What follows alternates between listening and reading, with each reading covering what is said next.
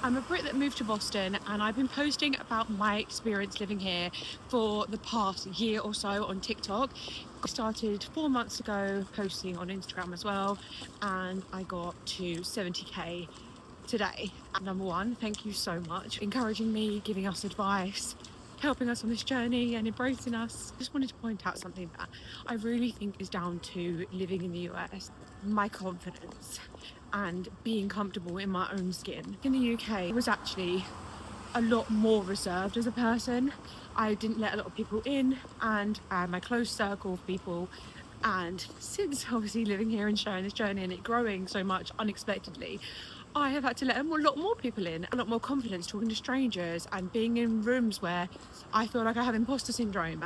Growing up in the UK, the idea that if you stand out too much, you're too confident, or you try and celebrate your successes too loudly, fear that you will be cut down or you will be seen as arrogant. People tend to soften their wins and downplay their achievements.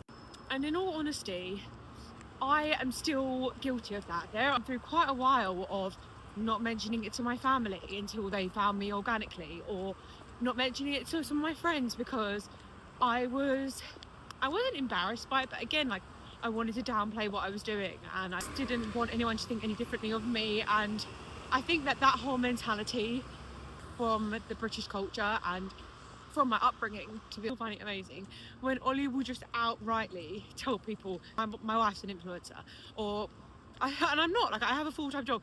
I do find that ambition is openly and widely encouraged and accepted here in the US, and I feel like that helps me firstly film in the first instance, because if you asked the English version of me, I mean, I'm still English, but she would never have put herself online. Are you crazy?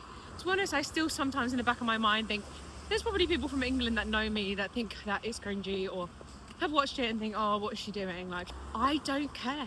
Americans don't care, so I don't care. I think here in the US as well, it's like a lot of people always talk about what they want next and like their goals for the future and where do they want this to go, and I get asked that all the time.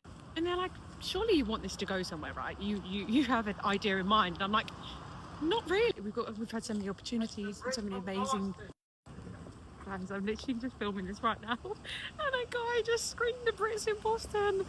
Surely no one recognises me when I'm in my, like, that confidence isn't solely an internal trait, but that being in a place that celebrates effort, growth and ambition.